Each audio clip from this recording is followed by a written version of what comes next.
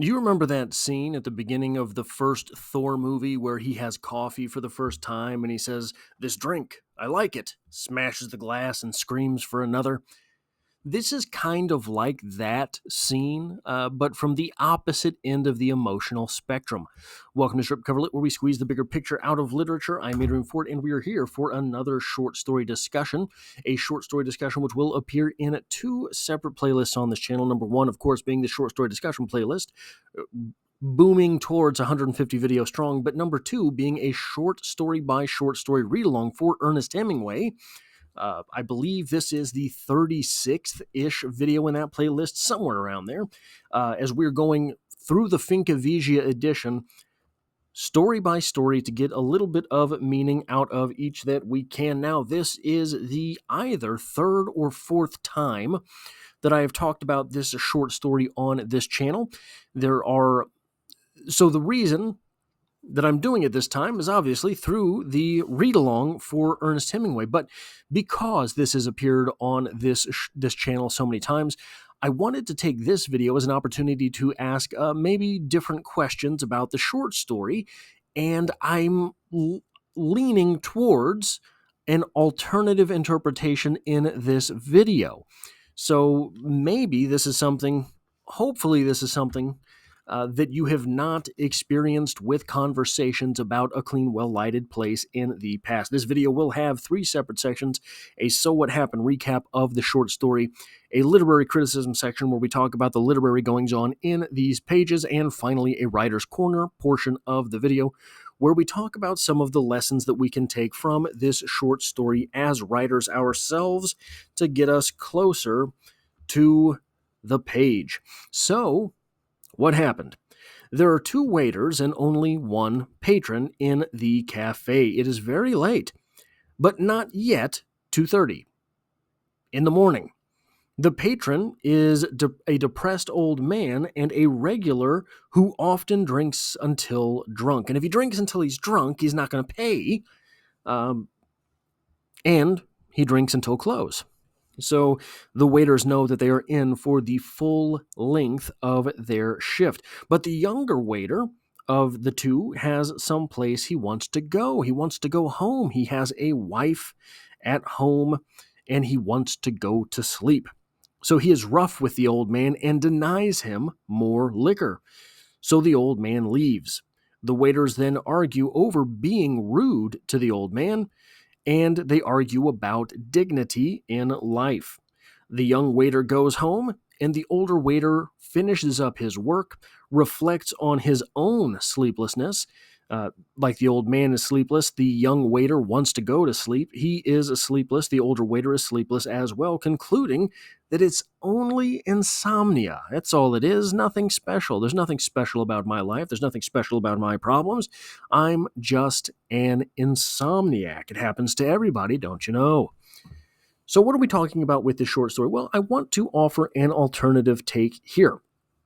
I want to ask the question, is this a Nick Adams story? I cannot find any discussion about this being a Nick Adams story, but I want to offer that interpretation. It would seem that this does not fit into the timeline for Nick Adams, but I think that if it is a Nick Adams story, and I can try to weasel my way into that interpretation, it does add something important to the Hemingway canon, because Nick Adams goes from a vibrant young man that we have to this depressed old man who is intent on taking his own life. Now, I think that an argument to be presented against this being a Nick Adams story is that it does not fall into the appropriate Nick Adams timeline. For example, Nick Adams at this point in Ernest Hemingway's writing is not an old man. Nick Adams was in World War I. Here we have on the streets a soldier and a girl passing by that seems to indicate the time frame of this story. But this could be, from Hemingway, an indication simply of the permanence of war. This could be Nick Adams saying, or this could be Ernest Hemingway saying, not only is Nick Adams in World War I, sort of at the beginning of his life, certainly I think as a jumping off point to his manhood, but here we have him at the end of his life being bookended by a soldier walking by as well. But this could be that Nick sees, so if this is a Nick Adams story, not only would that soldier represent the permanence of war, but it would be a subtle reminder to Nick Adams, as he is here a lonely old man, it would be a reminder to him that he once was a strapping young soldier. He once was popular with women. He once had that future promising through his windshield. Also, it might be argued, look, the short story mentions a niece cutting him down. Does Nick Adams have siblings in order to have a niece? Indeed, he does.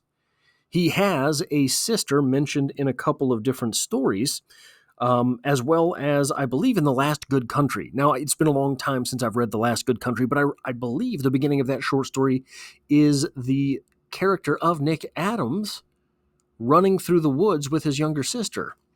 So he does have a sister. A sister could have given him a niece. The niece could have been present it mentions that a niece cut him down when he attempted to end himself. He would hypothetically have a niece to do that job. Would that niece be in Europe? Isn't Nick Adams American? He is. Isn't his sister American? She is. Wouldn't his niece likely be at home? Indeed, she would, unless Nick decides to move abroad in the latter stages of his life and his niece is visiting him. Perhaps the presence of his niece would be the thing necessary to trigger him to want that outcome, to want that ending to his story, because he is looking at what it was he might have had. Don't you have any siblings? Don't you know anyone who has siblings that comparing themselves to that sibling depresses them? So I think that is a possibility for this short story, that this is a Nick Adams story. Further, in this short story, I want to talk about one of the things that might be a commentary on this short story's meaning. The young waiter and the old waiter are arguing, and the young waiter says, "I have confidence. I am all confidence." The older waiter replies, "You have youth, confidence, and a job," the older waiter said. "You have everything. And what do you lack?" The younger waiter replies, "Everything but work." "You have everything I have," the younger waiter says. "No, I have never had confidence, and I am not young." And the younger waiter says, "Come on, stop talking nonsense and lock up." Instead, the older waiter stays at work. The one thing that he claims he has. He does not have youth. He does not have confidence. He has work. The young waiter leaves work to go home confidently to his wife, his young wife. The older waiter, having neither of those things, decides, "I will stay at work. No, thank you. I'm staying here." Is that everything to life? Youth, confidence, and work. I do think that it was once accepted generally that there was dignity and purpose in work. I don't know if we necessarily have those same values today. I think that is one of the things planted in this short story that keeps it alive for so long. The idea of dignity in work. These men are waiters. Would we consider that today as dignified work? Right? And I'm not saying this disparagingly. I'm not saying this because I look down on anyone who does anything. I don't have a glamorous job. I don't have the most well-paying job. I'm just asking the question. Sometimes when I'm at work, I question the meaning of my life because I don't think that I am making that big an impact at work. Do we still believe there is dignity in work? beyond impact, beyond meaning? Do we believe there is even dignity in work? I think that has to be asked. I don't know if we would really like the answer that we come up with. I think that we are maybe part of the timelessness of this story is that people always strive to find dignity in work, and in that sort of Marxian fashion, the further away we get from the means of our labor, whatever that means, the less meaning we find in work. I work in retail. Do I really feel as if I am important to retail? No, I'm a cog in the machine. Do I really feel as if my job impacts the lives of others in a positive fashion? Not particularly. If I left, they'd plug another cog in the machine. They'd find another monkey to bash those symbols together. I do believe, though, that there is dignity in work. I do believe that there is direction in work. I do believe that it is important to have a job to go to. And that kind of leads me to that third point there in the literary criticism section. The internet these days is ripe with the commentary that men have to have work. Funny, isn't it, that this short story is populated completely by men? There's a brief moment where there's a woman walking by. There's a brief moment where a waiter talks about his wife. It's only men here. The commentary on the internet today, and maybe it's true, certainly it feels true at times, men have to have work to feel direction. Men, direction, not erection. Men, in fact, without work, there's probably too many erections. Without work, men suffer. If the work that you have does not feel meaningful, but you still have work, maybe that pain never reaches a 10 from the idea of not having work. But maybe it's not gone away. Maybe it's constantly at an 8.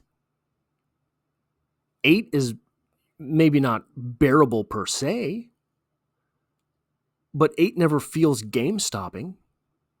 8 never feels as if it is the end of days. It just feels like another day that is pointless, meaningless, relative. The old man in the short story, whether it's Nick Adams or not, certainly does not seem to have work. Is it any coincidence that he's the one at the worst end of the spectrum emotionally, that the man who has confidence and youth and work is the one who feels the most alive? So alive, in fact, that he doesn't necessarily need to have 100% of the work. He can go home now. He won't suffer. He wants to go to sleep. He wants to see his wife. Isn't that interesting that in a short story so seemingly passive as this, so seemingly understated as this, all of those things are plain and bare on the page? Now, I want to talk about the final 3 paragraphs, but really the final paragraph. The old waiter is there and he goes to the bar. The barman looked at him but did not answer. It was too late at night for conversation. You want another copita? The barman asked him.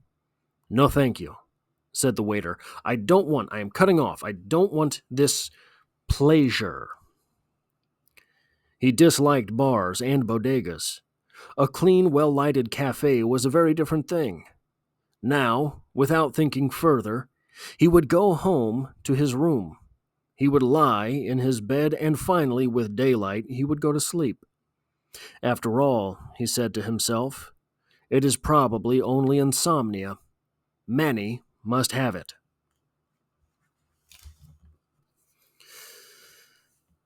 If we're talking about men and we're talking about the ways that men deal with things, at least in the popular dynamics, popular culture, typically men do not look for remedies to their ailments. They just accept them.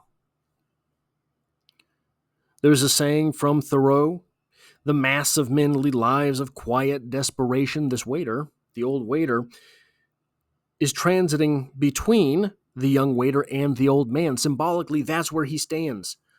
Over here, we have the old man who has tried to end his own story. There we have the old waiter. Here we have the young waiter who is vibrant and alive and wants to leave work, wants to leave dignity in order to go home to the things that he enjoys in life, his wife and sleep. Here we have the older waiter.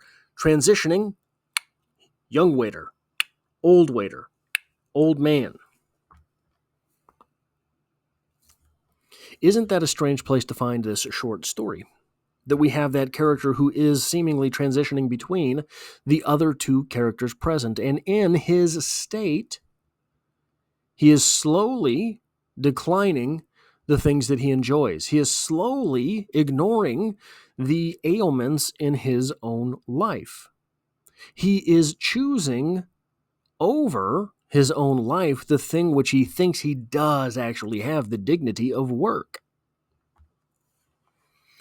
What a strange place to find this short story, because it is a short story of transition. We start with one character, we end with another. We have one character who is neither of those characters who pushes the story along, and we will get to that in the writer's corner. But the first thing that I want to mention from a writer's corner perspective with this short story, Hemingway in this short story does not let the dice burn a hole in his hands. He gets them out quick. Roll them bones, baby. This short story is in, the short story is out. The short story does not dawdle. There's no action. There's no gunfire. There's no fights. There's no fists being thrown at all the way we sometimes have in Hemingway. There's no explosive relationship between a man and a woman that we have in a lot of Hemingway. There's no hunting. There's no boxing. It's just a clean, well-lighted place. A quiet place. A place with street lamps and liquor. But it does not dawdle. He does not take the time, Hemingway, here to set up the stage. He just gives us the characters. I think that is a very, very important lesson as a writer. Do not get too bogged down by wanting your story to be comfy. We're talking about the story of an old man. We want it to be comfy. We want our readers to kind of find themselves sinking to sleep on the page. Do we? I don't know that that is true. Now, the last point that I have for the Writer's Corner is arguably a literary criticism section, but I think that it is very, very poignant to writers in particular. Whose story is this? We talked earlier about the three characters involved here. I think if you were to answer the question after a first reading, you would say this is the old man's story. The story is quote unquote about him, and we get some of his background along the way. We get some of his life explained to us on the page. I don't think it's his short story. The second answer that I think would be possible to come to the conclusion of is the young waiter. The young waiter is the one whose will be manifest. He pushes the story along and he gets his way at the end. He gets to go home and not have to close down the cafe. I don't think it's about him either. I don't think it's his story either, even though we get some of his backstory as well. We know what he's doing once he gets off the page. He's going home to sleep, and he has a wife who will be there. I think this story belongs to the old waiter. So the story begins with the old man. The story begins with the old man and the waiters. In the middle of the story, we have a lot of movement, maybe action perhaps, from the younger waiter. But the older waiter is there. The older waiter is in the middle, and finishes this short story. The title itself, A Clean, Well-Lighted Place, comes from that older waiter. Most of all, during the course of this short story, we learn his philosophy. We learn what it is that he thinks about the situation.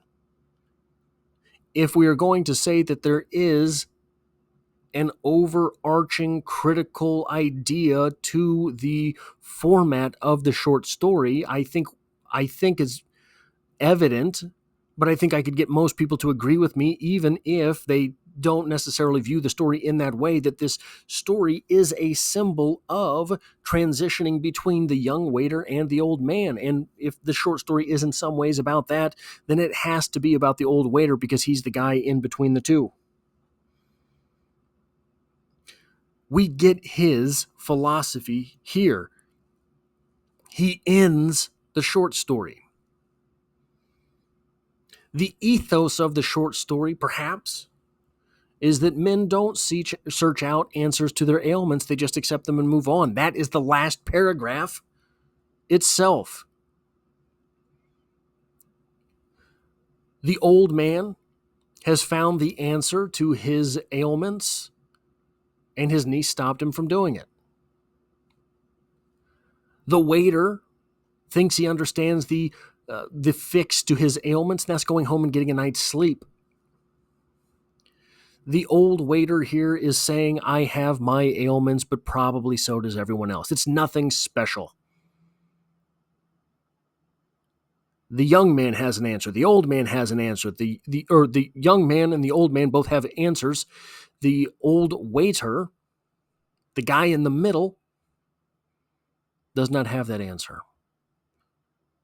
The young man, his answer is only for the day. I am tired today. The old man's answer is not for the day. The old man's answer is permanent. The old waiter, the guy in between, understands that the one's answer, the young waiter's answer, is not permanent. He is not yet to the conclusion that the old man has.